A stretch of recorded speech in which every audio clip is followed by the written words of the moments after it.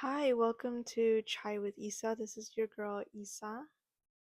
Before we begin, we're going to do a mindfulness exercise. So close your eyes. Yes, close your eyes, even if it feels a little awkward. Take a deep breath in, hold it, take a deep breath out. Feel your body as one. Head, your shoulders, your legs, your feet is grounded. Okay, open them.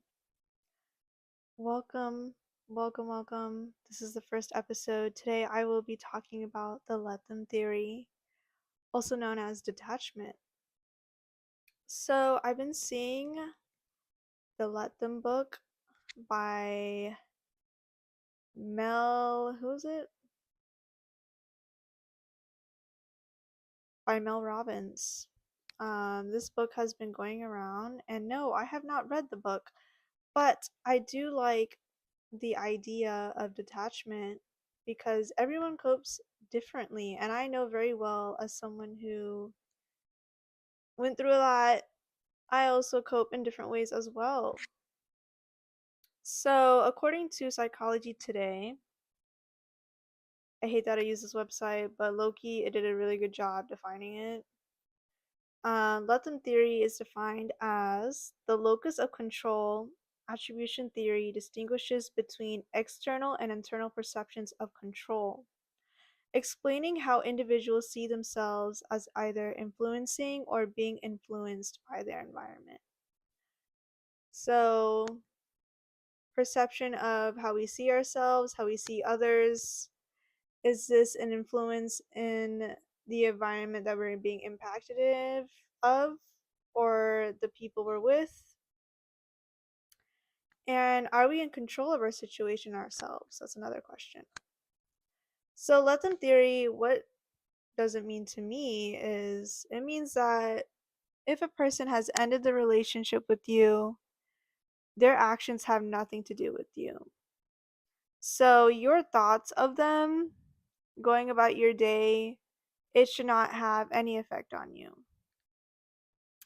Another thing, their actions does not define you, but rather it reflects them. So if they done you dirty, if they had said hurtful things to you, whether it's at work, friends, or romantically, the proof is in the pudding, babe. Like, every time you be with this person and you just feel your energy, that's not a good person to be around with. So, there you go. Those actions does not reflect you. It reflects them, babe. Okay? Um, Let them theory promotes security through acceptance and detachment, embodies letting go with love and without fear. I like that. Teaches to foster emotional and spiritual freedom. Oh, I love that part because when I think about emotional freedom, it sounds too good to be true. You know, like everyone wants to not care so bad, bro. Like everyone's like, "Oh, I don't want to block this person or I don't want to I'll mute them from my stuff." Cuz we just want to seem so cool, bro. It's that validation. It's that like they had no effect on me type, right? Getting into wanting control. I think it is so human to initially panic and try to influence the other person's actions just to keep the relationship, you know? And I'm not talking about, just at work with a superior and within your role, or romantically keeping a partner, or within friendships. You always try to adjust and like be into the square to fit the other person's needs just to maintain the peace, right? Um, Again, this is probably like another hot take if we're talking about relationships, and it's okay to know if something's not gonna work, right? If a relationship's cut off, it's not gonna work. It's okay, babe. Like, I think it's normal to check on another person's like social media constantly. I I know. Call it obsession. I know. But that's anxiety talking, and that's completely human. And sure, it's normal to check up on them, but like at the same time, keep yourself in check. Like that should only be done like within the first week, and then after that you gotta lock in. Okay. Um and also it's normal to be anxious after a relationship is over, right? Because you saw this person permanently. Like you probably saw a future with this person. You probably went to this person for all the times you were feeling down or all the times you were feeling happy. Like you saw this person as always there, and that's okay. Now to what if cycle. Um Relating to anxiety and to the panic, right? Um I think a lot of people go through the what if cycle. Oh, what if we stayed friends? What if we stay friends and it'll become serious later? What if I had said this instead of saying this according to the situation, right? I think we get so into our heads about the different pathways on how we should have approached our problems with someone in order to keep the quote unquote happy days.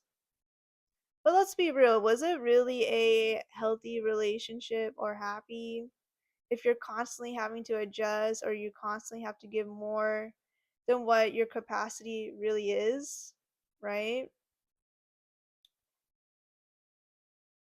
I think it's again just human to go through the alternate realities in our mind, and it's the brain's way of processing. It really is.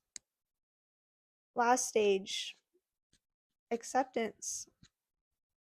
One of the highlights of understanding detachment is that you are not responsible for the other person's actions. I think I mentioned that before, but reiterating that. Okay, get that in your mind. The acceptance of they're going to live their lives without you witnessing the great moments. You can only control what you respond. So true. I think it takes a discipline and a enforced habit to go about your day without thinking about them, about that person. You have to learn how to really control your thoughts and how to really de-escalate yourself.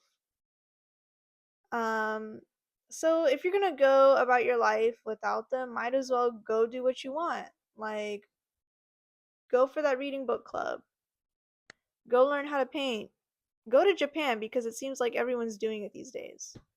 Go get that master's degree, girl. Um, and last of all, I just want to end with this quote: freeing yourself to act and react with choice.